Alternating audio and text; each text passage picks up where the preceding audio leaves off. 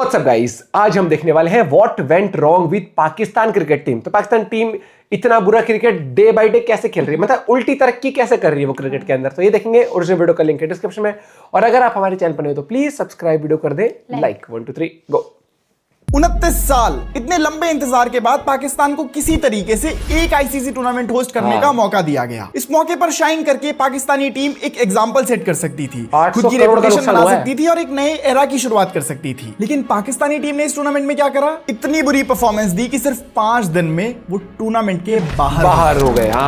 एक टीम जिसके pace bowling attack से पूरी दुनिया के बैटर्स डर के मारे कांपते थे। आखिर वो टीम आज इतने बुरे तरीके से कैसे गिर गई है कि इनके प्लेयर्स दुनिया भर के लिए एक मजाक बन चुके हैं। माइंड यू, ये वही टीम है जिसने 1992 का ओडीआई वर्ल्ड कप जीता था, 2009 का T20 वर्ल्ड कप जीता था और 2017 में चैंपियंस ट्रॉफी जीती थी।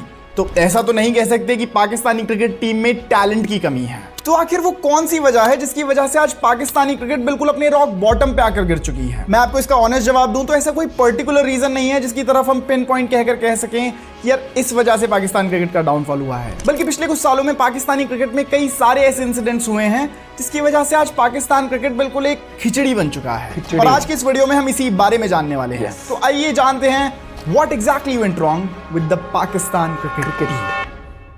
करप्शन, ये एक वर्ड याद रख लो क्योंकि पाकिस्तानी क्रिकेट के डाउनफॉल का सबसे बड़ा रीजन तो यही है। करप्शन पैसों का, करप्शन सोच का और करप्शन सिलेक्शन का। पाकिस्तान क्रिकेट के हर कोने में ऐसे लोग भरे हुए हैं जो पाकिस्तान या फिर क्रिकेट के फायदे से पहले अपना फायदा देखते हैं। और जब मैनेजमेंट से लेके प्लेयर्स तक हर कोई अपने शॉर्ट टर्म गेम्स पे फोकस करने लगा तो ऑब्वियस था कि पूरी टीम की परफॉर्मेंस ही नीचे जानी थी। इसका सबसे बड़ा सबूत तो पिछले 20 साल के मल्टीपल स्कैंडल्स ही हैं जिसमें पाकिस्तानी प्लेयर्स इन्वॉल्व थे। ये स्कैंडल्स इतने ज्यादा हैं कि अगर मैं इनकी डिटेल में वीडियो बनाने लगा तो ये वीडियो घंटों की हो जाएगी। पर फिर भी मैं आपको कुछ इनफेमस इंसिडेंट्स के बारे में बता देता हूं। 2010 का स्पॉट फिक्सिंग स्कैंडल जिसमें मोहम्मद आसिफ, मोहम्मद आमिर और सलमान बट जैसे टैलेंटेड प्लेयर्स शामिल थे। फिर 2007 में पाकिस्तानी कोच बॉब वुलमर की अनटाइमली डेथ ने एक और कंट्रोवर्सी को जन्म दिया। 2010 में शाहिद अफरीदी का बॉल टैंपरिंग स्कैंडल, 2006 में इंग्लैंड के अगेंस्ट बॉल टैंपरिंग स्कैंडल और 2017 का PSL स्पॉट फिक्सिंग स्कैंडल। ये कई सारे इंसिडेंट्स में से सिर्फ कुछ एग्जांपल्स हैं जिन्होंने पाकिस्तानी क्रिकेट की क्रेडिबिलिटी बिल्कुल डिस्ट्रॉय कर दी। जब हर कुछ सालों में ऐसे स्कैंडल्स और इंसिडेंट सामने आने लगे तो पाकिस्तान क्रिकेट की लेगेसी ही मडल्ड होने लगी और एक जीतने वाली टीम की जगह एक करप्टेड और कॉम्प्रोमाइज सिस्टम सामने आने लगा। जब प्लेयर्स के बीच ईमानदारी और इंटीग्रिटी ही ना हो तो किसी भी स्पोर्ट में लॉन्ग टर्म सक्सेस होना तो पॉसिबल ही नहीं है। पाकिस्तानी क्रिकेट बोर्ड के डाउनफॉल का एक और बड़ा रीजन है उनका मैनेजमेंट। पाकिस्तानी क्रिकेट बोर्ड जो मैनेज से ज्यादा मिसमैनेज करता है। पाकिस्तानी क्रिकेट बोर्ड की एडमिनिस्ट्रेशन पूरी तरह से लिंक्ड है वहां की रूलिंग पार्टी से, क्योंकि जब भी पाकिस्तान में एक नई सरकार आती है तो वो सबसे पहले आते ही पाकिस्तानी क्रिकेट बोर्ड के चेयरमैन को बदलते हैं और अपना आदमी इस पोजीशन पर बैठा देते हैं। क्रिकेट क्योंकि पाकिस्तान के कल्चर का एक बहुत बड़ा हिस्सा है, इसलिए वहां के पॉलिटिशियंस की पूरी कोशिश रहती है कि उनका क्रिकेट के ऊपर पूरा कंट्रोल रहे और चीजें उन्हीं के हिसाब से हों। इसलिए कई बार ऐसा होता है कि पीसीबी के चेयरमैन की पोजीशन पर कई ऐसे लोगों को बिठा दिया जाता है जिन्हें ना तो क्रिकेट की कोई समझ होती है और ना ही ये क्रिकेट बोर्ड को मैनेज करने का एक्सपीरियंस होता है। और वर्स्ट केस सिनेरियो में तो ऐसे लोग आ जाते हैं जो शॉर्ट टर्म गेम्स पे फोकस करते हैं और बस उनकी ये कोशिश रहती है कि जल्दी से जल्दी इस बोर्ड के थ्रू ज्यादा से ज्यादा पैसे कमाओ और फिर निकल लो। इस अप्रोच का पाकिस्तान क्रिकेट पे लॉन्ग टर्म में एक बड़ा ही डिजास्टर्स इफेक्ट होता है। इसका एक क्लासिक एग्जांपल लोगों के सामने आया 2021 में, जब तब के प्राइम मिनिस्टर इमरान खान ने रमीज राजा को पीसीबी का चेयरमैन बनाया। एंड ऑल्दो रमीज राजा खुद एक क्रिकेटर रह चुके थे, लेकिन एक क्रिकेट बोर्ड को कैसे रन करते हैं इसका ना तो उनके पास कोई एक्सपीरियंस था और ना ही फ्यूचर का कोई विजन उनके पास थी। तो सिर्फ अपनी ईगो और अपनी ईगो को सेटिस्फाई करने के लिए ही उन्होंने इतने सारे क्वेश्चनेबल डिसीजंस लिए जिन्होंने पाकिस्तान क्रिकेट में बहुत कम टाइम में बहुत ज्यादा डैमेज कर दिया। इतना डैमेज जिसको रिवर्स करने में कई साल लग जाएंगे। उनके सबसे बड़े ब्लंडर्स में से एक था पाकिस्तान में ड्रॉप इन पिचेस को इंट्रोड्यूस करना। Drop in pitches usually Australia जैसे देशों में यूज होती हैं जहां पर मल्टीपर्पज स्टेडियम्स होते हैं। रमीज राजा का प्लान था कि अगर पाकिस्तान में ऑस्ट्रेलिया जैसी पिचेस बनाएंगे तो प्लेयर्स उन कंडीशन से यूज टू हो जाएंगे और फॉरेन टूर्स पर बेटर परफॉर्म करेंगे। लेकिन ये आइडिया प्लानिंग से लेकर एग्जीक्यूशन तक पूरी तरह फेल हो गया। पाकिस्तान और ऑस्ट्रेलिया का क्लाइमेट, सॉइल और पिच मेंटेनेंस सिस्टम्स बिल्कुल अलग है। रिजल्ट ये निकला कि ना सिर्फ पिचेस बेकार बनी बल्कि ऑस्ट्रेलिया ने पाकिस्तान में आकर उन्हीं की पिचेस पर पाकिस्तान को हरा भी दिया। उनके हारने का नुकसान तो था ही, लेकिन साथ ही ड्रॉप इन पिचेस लाने में जो करोड़ों रुपए खर्च किए गए थे उनका नुकसान भी हुआ। एक क्रिकेट बोर्ड जो ऑलरेडी फाइनेंशियल ट्रबल्स फेस कर रहा था, वो इस तरीके के इर्रेस्पॉन्सिबल खर्चे करे, उसको शोभा नहीं देता। देखो, बजट की प्रॉब्लम तो पाकिस्तान क्रिकेट बोर्ड के साथ हमेशा से रही, लेकिन उसके बावजूद भी रमीज राजा ने अपनी पसंद का कोचिंग स्टाफ अपॉइंट किया, जो कि मोस्टली फॉरेन कोचेस थे, जिनके चार्जेस पाकिस्तानी कोचेस के कंपैरेटिवली बहुत ज्यादा थे। जब ये कोचेस भी सक्सेसफुल नहीं हुए तो पुराना सिस्टम भी खत्म हो गया और पैसे भी बर्बाद। रमीज राजा का एक और क्वेश्चनेबल डिसीजन था पीएसएल को इग्नोर करके एक नई टी20 जूनियर लीग शुरू करने की कोशिश करना। जब ऑलरेडी एक एस्टैब्लिश्ड लीग चल रही थी जो पाकिस्तानी क्रिकेट को स्टेबल बना रही थी, तब एक नई लीग शुरू करने का कोई लॉजिक नहीं। और इस लीग की बात करूं तो इस लीग की प्लानिंग इतनी बेकार थी कि एक 10 साल का बच्चा भी इससे अच्छी स्ट्रैटेजी बना ले। लेकिन ये सारी चीजें जो मैं आपको बता रहा हूं, ये कोई वन ऑफ मिस्टेक्स नहीं थी, बल्कि एक बड़े पैटर्न का पार्ट है। जब पाकिस्तान में सरकार बदलती है, तब पीसीबी का चेयरमैन भी बदल जाता है और एक नया चेयरमैन आकर नए एक्सपेरिमेंट्स करता है। फिर उसके एक्सपेरिमेंट्स कुछ पास होते हैं, कुछ फेल होते हैं और फिर उसको रिप्लेस कर दिया जाता है और फिर से यही लॉन्ग टर्म विजन कहीं पर नहीं चल पाता। प्रोसेस में सरकार को भी फायदा होता है, चेयरमैन को भी फायदा होता है और सिर्फ अगर किसी को नुकसान होता है तो वो होता है Pakistan cricket. On the contrary, दुनिया के दूसरे क्रिकेट बोर्ड्स में ऐसा नहीं होता। फॉर एग्जांपल, अगर इंडिया में बीसीसीआई का चेयरमैन चेंज होता है तो उससे टीम स्ट्रैटेजी या टीम के सिलेक्शन पर कोई डायरेक्ट इंपैक्ट नहीं पड़ता। क्रिकेट बोर्ड का काम आइडियली सिर्फ मैनेजमेंट होता है, ना कि टीम के इंटरनल अफेयर्स को कंट्रोल करना। लेकिन क्योंकि पाकिस्तानी पॉलिटिशियंस मैक्सिमम कंट्रोल करना चाहते हैं, इसलिए वो कई ऐसी चीजों में भी टांग अड़ाने लगते हैं जिनमें नहीं अड़ानी चाहिए और इसीलिए कई बार सिचुएशन उनके लिए आउट ऑफ कंट्रोल चली जाती है। और इन सब के अलावा पाकिस्तान की एक और बहुत बड़ी प्रॉब्लम है खुद पाकिस्तान।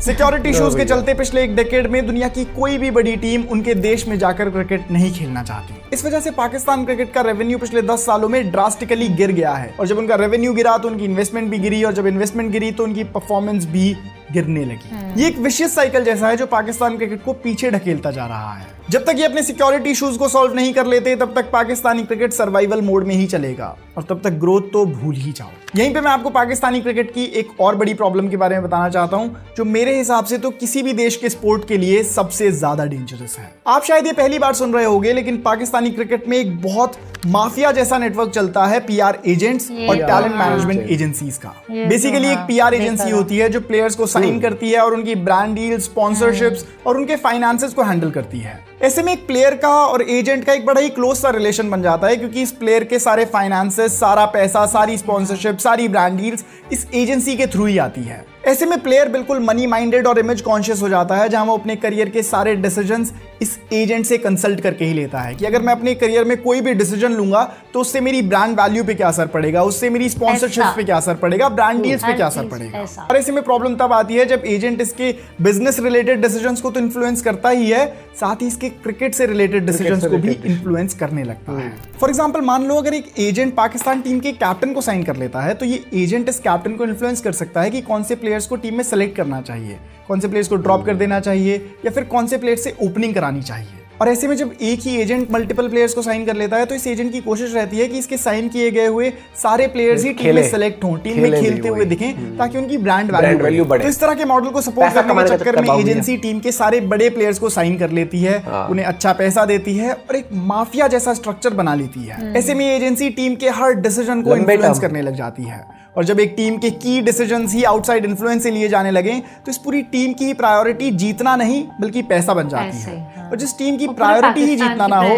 वो तो हारेगी। जैसे आपको बिल्कुल एग्जांपल के साथ बताऊं तो पाकिस्तान में एक एजेंसी है साया कॉर्पोरेशन के नाम से, जो पाकिस्तान टीम के बड़े प्लेयर्स को मैनेज करती है। और ऐसे में होने ये लगा है कि पाकिस्तान की टीम के नए प्लेयर्स का सिलेक्शन नॉर्मल रूट से हटकर इस एजेंसी के रूट से होने लगी है, जहां पर टैलेंट से ज्यादा पैसे की वैल्यू की जाती है। और ये बात एक नेशनल टीम के लिए कितनी डिजास्टर्स हो सकती है, ये तो हम सब देख ही रहे हैं। इसका एक गहरा नेगेटिव इफेक्ट पाकिस्तान के डोमेस्टिक क्रिकेट पे भी हुआ है, जहां डोमेस्टिक में परफॉर्म करने वाले प्लेयर्स को ज्यादा प्रेफरेंस नहीं मिलती। और जब एक क्रिकेटिंग नेशन के डोमेस्टिक क्रिकेट के स्ट्रक्चर को इंपॉर्टेंस ना दी जाए, तो उस देश का टॉप लेवल क्रिकेट भी क्रम्बल करने लग जाता है। और पाकिस्तानी क्रिकेट में फेवरेटिज्म के इंस्टेंसेस भी बहुत ज्यादा देखने को मिलते हैं, जहां उन्हीं प्लेयर्स का सिलेक्शन होता है जिसकी कोच से ज्यादा बनती है, जिसकी कैप्टन से ज्यादा बनती है। और कुछ सिनेरियोज में तो ऐसा भी होता है कि अगर कैप्टन को दिखता है कि यार ये प्लेयर बहुत ज्यादा टैलेंटेड है और शायद ये फ्यूचर में मेरी जगह ले लेगा, तो इनसिक्योरिटी के चक्कर में कैप्टन उसे सेलेक्ट ही नहीं करता। आपको मेरी बातें सुनने में बहुत मैच्योर और अजीब सी लग रही होंगी, लेकिन ये सभी बातें पाकिस्तानी क्रिकेट का आज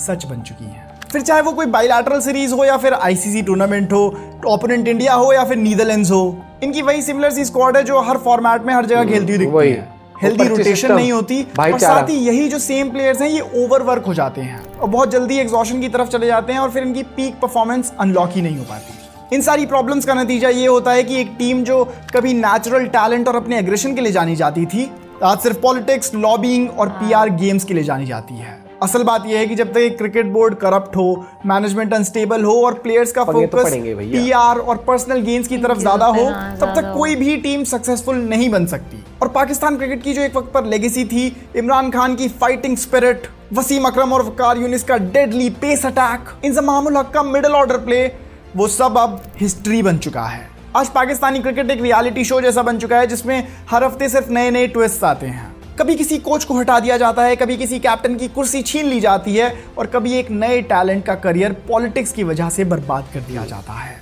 तो मेरा सवाल तो यही है कि क्या आपके हिसाब से ये टीम वापस से अपनी वो पीक ग्लोरी हासिल कर सकती है? क्या वापस से 1992 और 2017 जैसी परफॉर्मेंसेस दे सकती है, या फिर ये जो डाउनफॉल अभी चल रहा है ये डाउनफॉल और गहरा होने वाला है? दोस्तों यही थे मेरे हिसाब से कुछ रीजंस जिनकी वजह से पाकिस्तानी क्रिकेट का यहाँ से ना इनका रिवाइवल बहुत डिफिकल्ट है। क्यों? क्योंकि आप एक चीज देखोगे कि T20 हो, टेस्ट हो या फिर वनडे हो, सेम स्क्वाड खेलता दिखता है आपको। ठीक है, अभी न्यूजीलैंड सीरीज में तो आपको दिख नहीं रहा बाबर आजम खेलते हुए, लेकिन सच्चाई ये है कि आप देखोगे ना इनको लगता है कि बॉल और बैट का ही गेम है, जबकि सोच का गेम है, प्लानिंग का, मैनेजमेंट का, एक विजन लेके खेलने का। और एक विजन इनके पास है नहीं। इनको T20 इंडिया 2021 का वर्ल्ड कप जब हारी थी, T20 वर्ल्ड कप, उसी टाइम उन्होंने डिसाइड कर लिया था कि हमारी इंटेंट गलत है खेलने की। तब उन्होंने चेंज किया कि पावर प्ले में और तेजी से आपको खेलना होगा। रोहित शर्मा ने अपना गेम चेंज करा। बहुत फर्क आता है उन चीजों से। जबकि कुछ भी हो जाए, 50 ओवर हो, T20 हो, ये भैया ऐसा सोचता है पहले तो हम 20-20, 25-25 रन अपने जोड़ लें, आउट ना हो, हम अपने आप को ऐसा कर दे कि 20-25 रन तो हमारे इजीली बन रहे हैं, फिर हम 50 तक जाए। आप ये देखना हमेशा बाबर आजम का हमेशा ये दिखेगा आपको कि 50 रन के लिए खेल रहा है वो T20 में। ठीक है, वनडे खेल रहा है तो वो सोचता है 70-80 बना दूं अपने कैसे भी करके, टीम जाए भाड़ में, टीम बेशक वहां पर हार जाए। और ये सच्चाई है, किसी को बुरी भी लगती है कोई दिक्कत नहीं, क्योंकि आप ये देखना इनके बहुत सारे मैचेस हरवाए इन्होंने।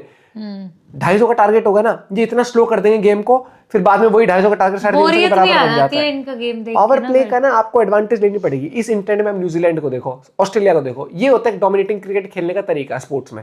बाकी आप इसमें भी अपना पॉइंट ऑफ व्यू, अपनी राय पेश करते हो। भाई ने सही बताया कि करप्शन एक बहुत बड़ा रोल हो चुका है वहां पर। साथ ही साथ पर्ची सिस्टम है कि भैया मेरा भाईचारे वाले, मेरा ग्रुप खेलेगा ये। वो इनके कोच जो है उसने जो इनका भी कौन था, गिलेस्पी था या कौन सा था पिछला कोच, T20 वर्ल्ड कप के बाद बोला था, अभी 2024 का T20 वर्ल्ड कप जब इंडिया जीती थी तो उसने बोला था कि यहाँ पर देखा है कि ये गुटों में बटे रहते हैं, ग्रुपिज्म है यहाँ पर, कि ये 4 का ग्रुप अलग है, ये सोचता है मेरा खेल ले वो खेल ले।